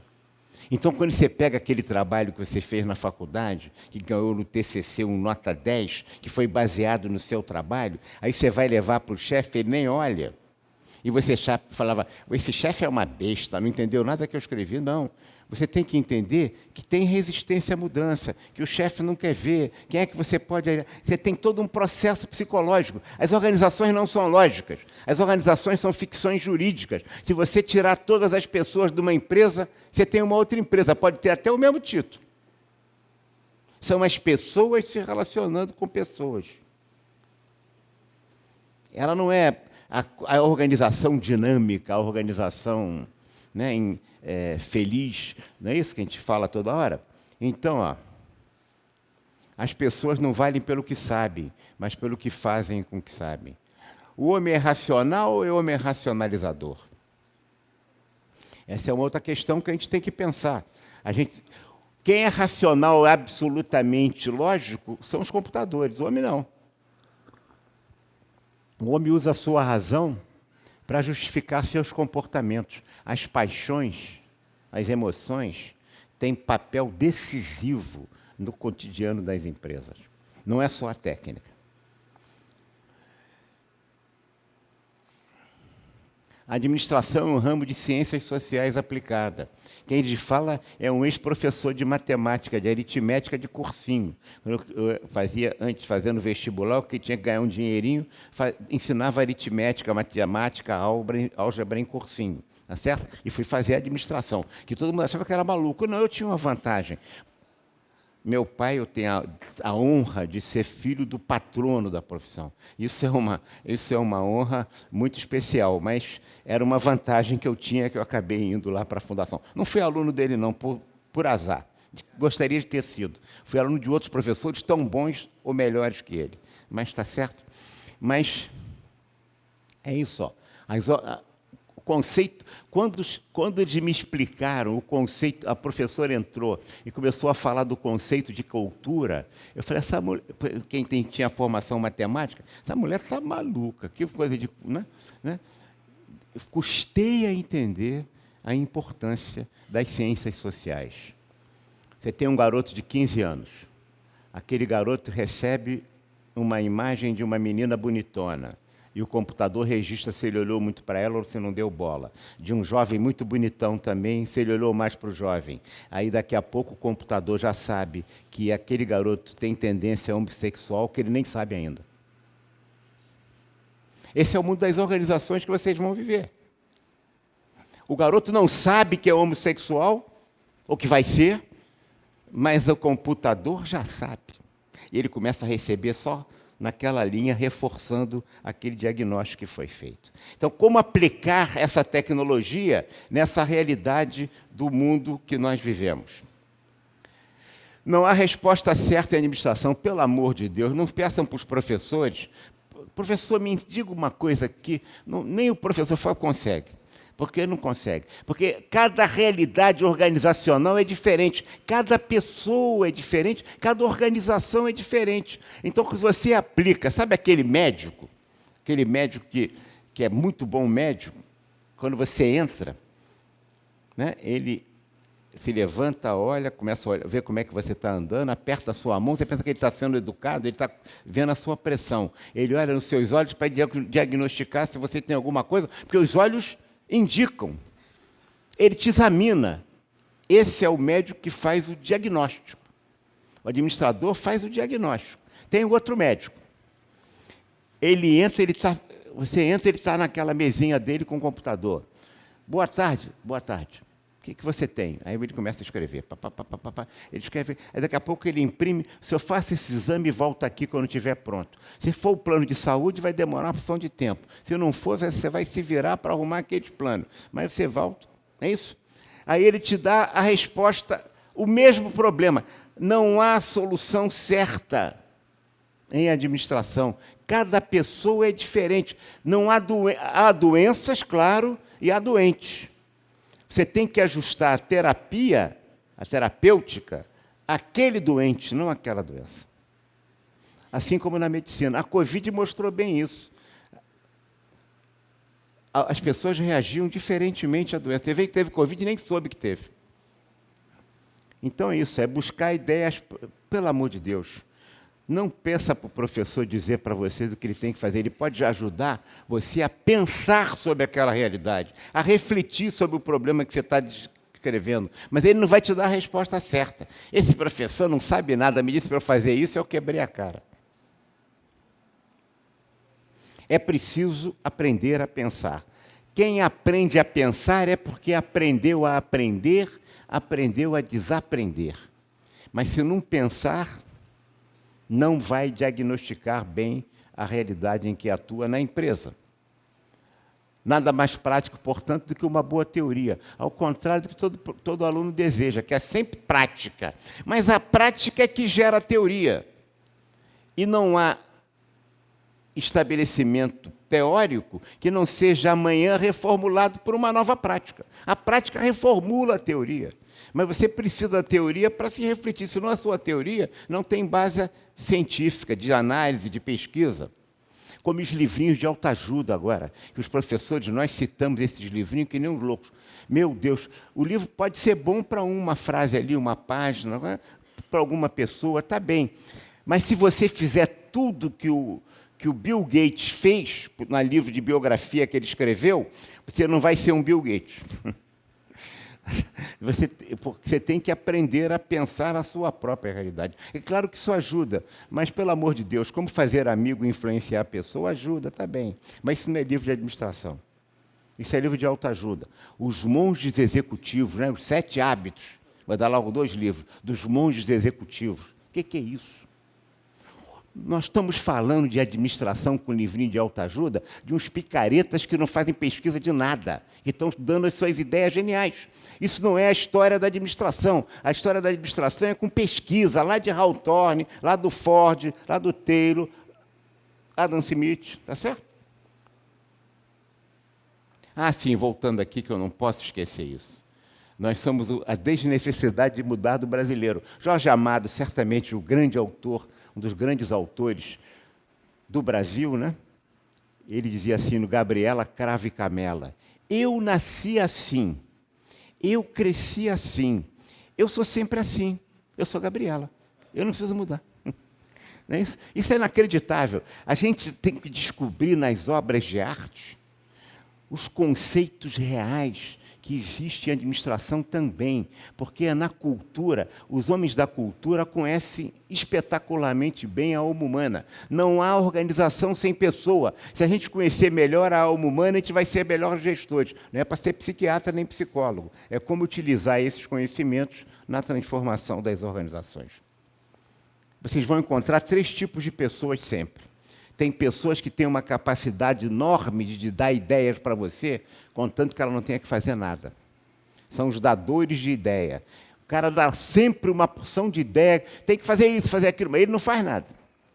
Você tem aquele outro, fazedores de medo. Qualquer coisa que você quiser fazer como gerente, ele vai dizer que vai dar errado. Não, olha o problema, tem sempre fazedor de medo.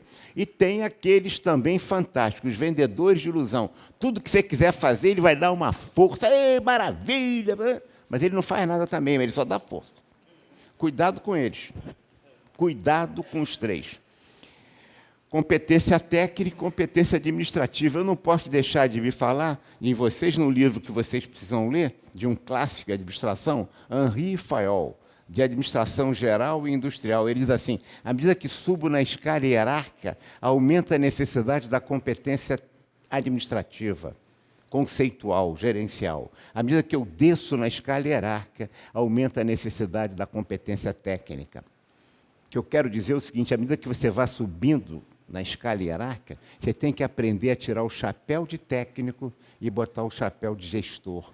Que o administrador, nós, temos uma incapacidade treinada, incapacidade treinada para administrar, porque nós temos capacidade treinada para fazer em administração. Com a mesma limitação das outras profissões, que têm a capacidade treinada para fazer as áreas de expertise delas. Nós temos que aprender a tirar o chapéu, porque a gente aprende a gostar de fazer o plano, o planejamento estratégico, o projeto, o plano de carga. A gente aprende isso. E aí a gente é promovido porque a gente é bom nisso. E aí quer fazer aqui em cima o que a gente fazia embaixo. Isso vira o beijo da morte. O camarada é um grande vendedor, é promovido a chefe de vendas. Ninguém consegue vender sem ele dar palpite em tudo, porque ele acha que ele é muito melhor vendedor do que todos os subordinados dele. Você tem que admitir, como gestor, que seu subordinado é mais qualificado que você. Que ele é mais preparado. Você tem que entender o que ele está falando. Porque a competência que você tem, ele não tem. Mas você não tem a competência que ele tem. Aprender a derivar satisfação psicológica como gestor, portanto, não é do fazer. É do fazer. É da ambiguidade, da incerteza. Porque 2 e 2 na gestão pode não ser 4. Pode ser 0, 5, 10 mil.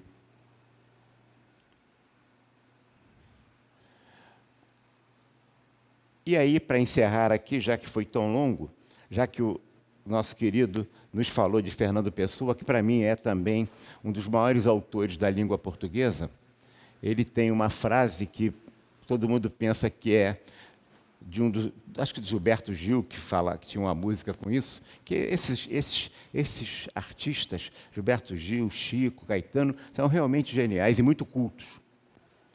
Aliás, o Gilberto Gil é formado em administração pela Bahia. Universidade da Bahia. A Anitta também, essa cantora, só que em nível médio. A cantora Anitta também tem administração. Mas o Gilberto Gil, o Fernando Pessoa dizia o seguinte, no Desassossego, né, no texto dele: navegar é preciso, viver não é preciso. Aí eu peguei e copiei dele. Administrar não é preciso. Agora que isso a título de encerramento. Navegar é preciso, viver não é preciso, diz Fernando Pessoa. Eu digo, administrar não é preciso. Quer dizer, toda essa história que você falou aqui agora é conversa fiada? Não. Olha a genialidade do autor. Ele está dizendo que navegar é exato. Você precisa da bússola, você precisa dos instrumentos de navegação, etc. Agora, viver, por mais que você quiser planejar tudo direitinho, a fecundidade do inesperado vai te surpreender a todo momento.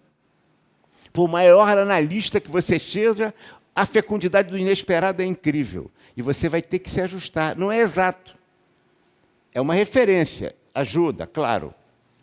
Por isso que administrar não é exato. Senão, a gente botava, e estou encerrando, botaríamos os maiores professores aqui da universidade, das faculdades daqui da região, Volta Redonda e os demais municípios, Barra Mansa, Piraí, etc., Pinheiral, e a gente faz problema A, solução A linha, problema B, solução B linha, problema C, solução C linha, e botava tudo num programa de computador e manda o computador mandar na empresa.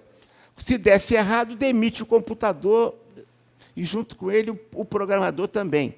Tá certo? Mas, em verdade, não é assim. Porque administrar não é exato. Senão era muito fácil, a gente botava tudo no computador.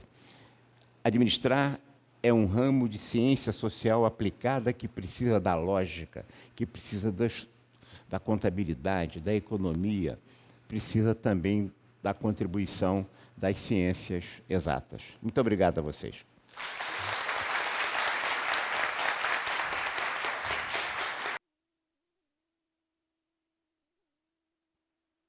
Muito obrigada, presidente Wagner. Temos tempo para umas perguntinhas bem rápidas. Antes do sorteio, estou com os livros aqui para serem sorteados.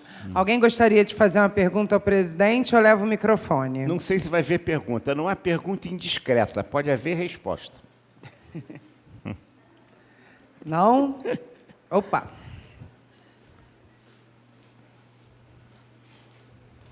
Ajuda aí para dar o microfone para ele. Boa noite, professor. Sabemos que o Brasil é muito atrasado, mas como cultura, como um povo de uma cultura muito atrasada, será que podemos ainda crescer no sentido de ser uma população mais ativa? Por exemplo, países da Europa, países como da América do Norte, eles têm a questão de buscar pelos seus direitos e garantir com que aqueles direitos seja exercido pelos governos, isso não falando de partido, mas de valer a pena. Será que ainda podemos ser grandes nesse quesito? Como o senhor até disse, sim. Eu não tenho a menor dúvida que sim. Nós estamos vivendo uma oportunidade histórica importantíssima de explodir como país, já sendo uma das 10 maiores economias. Portanto, achar que o Brasil não deu certo também é uma exacerbação até minha de linguagem. A gente deu muito certo, mas a gente tem muitos problemas. Não é à toa que somos o 7º país mais desigual do mundo. Eu era aluno de primeiro ano e teve a aula inaugural da Fundação Getúlio Vargas. E entraram na sala para dar aula juntos um ícone da da direita no Brasil e um ícone da esquerda. Você vê só como é que a esquerda e a direita, inteligente, sentavam e conversavam. E estavam dando, os dois eram professores. Um chamava-se Glaicon de Paiva, era da direita. Se você pegar toda a literatura da Revolução de 64, você vai ver que um dos formuladores teóricos da Revolução de 64 não foi o Golbery, foi o Gleicon de Paiva, um deles, principais. E o outro era Santiago Dantas, que se destacava muito, né, como professor da Universidade Federal do Rio de Janeiro, aqui também, do Caco lá. E os dois entraram, eram professores nossos, e eu estava baixinho, tem que sentar na frente, senão não enxerga, porque a sala era tudo igual assim, né? Aí eu fiquei sentado ali, aí um falou assim, meus filhos, o povo enquanto povo, Santiago Dantas, não cumpre o seu papel. Não, ele disse, o povo enquanto povo cumpre o seu papel. A elite enquanto elite é que não cumpre o seu papel. O que nós temos aqui é uma dificuldade ainda das nossas elites, aí não estou falando de políticos, estou falando das elites em geral, é uma elite que não é comprometida com o país, que gostaria de estar vivendo antes na França ou na Inglaterra, agora nos Estados Unidos ou na Europa, tá certo? Mas que tem uma elite que não tem compromisso com o país. Há muita gente da elite muito comprometida, mas grande parte não é. O povo não. O povo, nas suas manifestações culturais, cumpre muito bem o seu papel, certo? Quando a gente verifica que alguns clubes de futebol importantíssimos fizeram uma das reformas mais brutais e excluíram o povo do futebol, a gente vê as consequências nisso no futebol, porque o povo foi afastado do futebol, porque tinha interesse em vender a Skype. Aí você tirou o povo dos estádios. Ao tirar o povo dos estádios, foi o que aconteceu, é o que está acontecendo. Mas o futebol é uma manifestação cultural em que a música brasileira é inacreditavelmente criativa. Então, nós temos na cultura, em geral, com a miscigenação que o Brasil teve, mantidas as diferenças e os pontos comuns, muitos avanços e possibilidades. Então, temos chance, sim. O Gleicon de Paiva falou uma frase que, na época, para ele, estamos falando em 1966, ele falou assim, meus filhos, foi extrema-direita, hein? O empresário brasileiro é um híbrido roedor, tem a voracidade do rato e a coragem do coelho. Olha a coisa que interessante. Naquela época, nós, alunos, éramos formados para sermos empreendedores. Não, era para ser empregado das empresas estatais ou das grandes empresas que o país estava tendo, porque estava tendo um enorme desenvolvimento. Nós não éramos formados para ser empreendedor.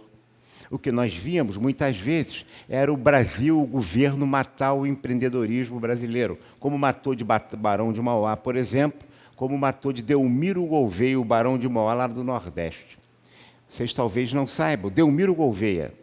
Delmiro Gouveia é um dos grandes empresários brasileiros, onde se tinha, na fábrica dele no interior das Alagoas, primeiro, se você for a Paulo Afonso, na usina, você vai ver lá uma pequena coisa de usina, que foi feita por ele para a Cidade da Pedra, que ele explorava a Cidade da Pedra.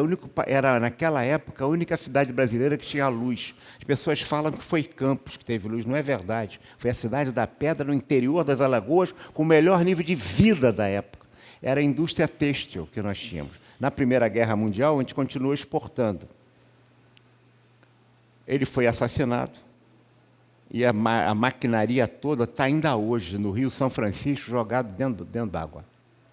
Então, você tem uma questão de uma elite que permitiu que isso acontecesse. Estou dando 2 exemplos de empresários de processo industrial que, se tivesse continuado a se desenvolver, a gente não estava com 11% hoje do PIB em indústria. Tá certo? Nem precisava do tributo da blusinha, tá certo? Para não, tá certo? Da blusinha para poder proteger. Isso é o desculpa. Então, a gente tem jeito, sim. O povo, enquanto povo, cumpre o seu papel. Está cumprindo. A gente tem muita chance nesse momento que estamos vivendo. Eu recomendo para vocês um livro de um jornalista que hoje é membro da Academia Brasileira de Letras, que se chama-se Jorge Caldeira. O Jorge Caldeira vai ser, inclusive, palestrante no nosso INCAD agora, dia 11 e 12, lá na Academia Brasileira de Letras. Ele é membro da Academia Brasileira de Letras. Ele tem um livro chamado Paraíso Restaurável, que fala, principalmente na segunda parte do livro, muito das potencialidades que o Brasil tem de ser o grande protagonista no mundo vai depender da nossa capacidade, porque as condições objetivas o Brasil tem. A gente não é apenas o país do futuro, a gente é um país do futuro que nunca se alcança, mas a gente está vivendo um momento histórico, uma disrupção muito favorável. Ok? Mais alguma pergunta? Então, mais alguma? Não? Muito obrigado. Então, muito obrigado, hein? Obrigada.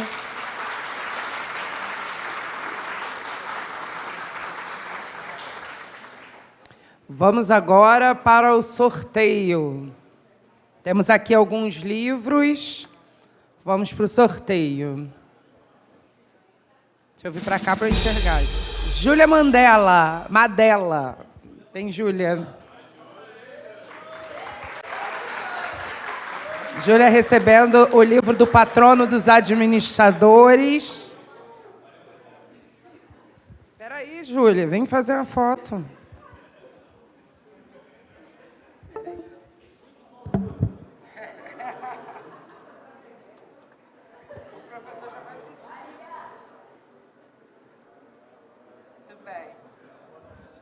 Próximo.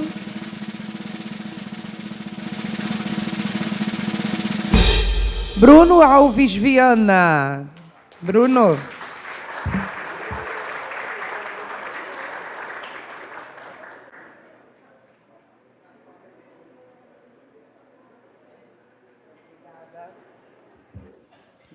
Vai, Cássio.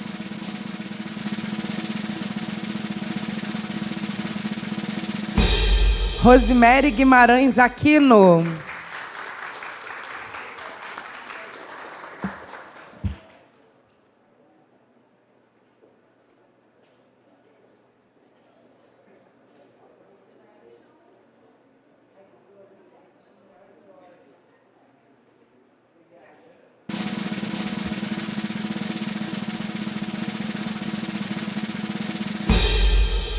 Nosso delegado, Nilton José Bueno.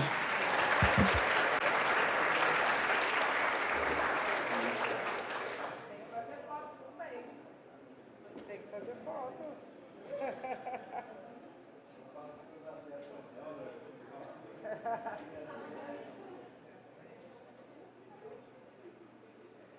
Tudo bem. É sorte.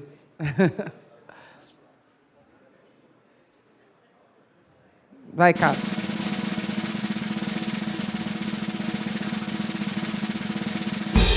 Verônica de Paula Nascimento.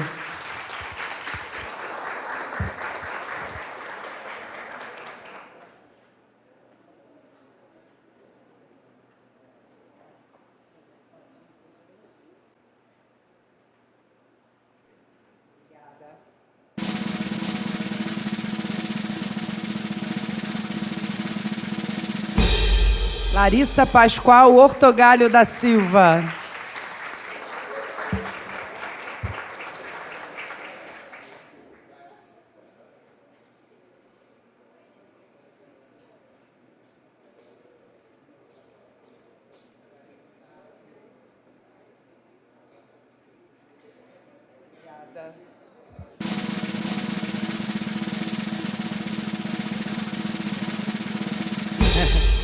Amanda da Silva Ferreira.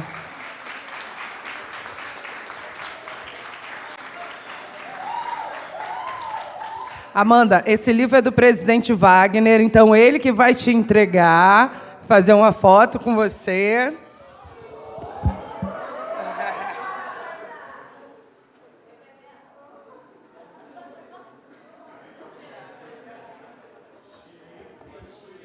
Agora o último também é do presidente Wagner. Tatiane Silva Guedes.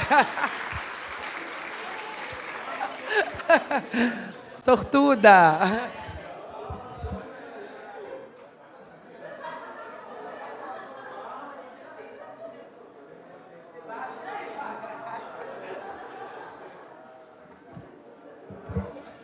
Muito bem, gente. Bom, então, para finalizar aqui o nosso evento, espero que todos tenham gostado. Reiterando, daqui a pouquinho, daqui a mais ou menos uma semana, vocês recebem o certificado. O evento também vai estar disponível no YouTube. E quero ver todo mundo no INCAD, de forma híbrida, falar, estive no INCAD de Volta Redonda lá no chat, que eu vou responder, hein? Então, para a gente fechar aqui o evento, eu convido o nosso delegado, Nilton Bueno. Alô. Pessoal, olha, foi um evento maravilhoso. Eu saí daqui encantado com as palavras do nosso presidente, que sempre foi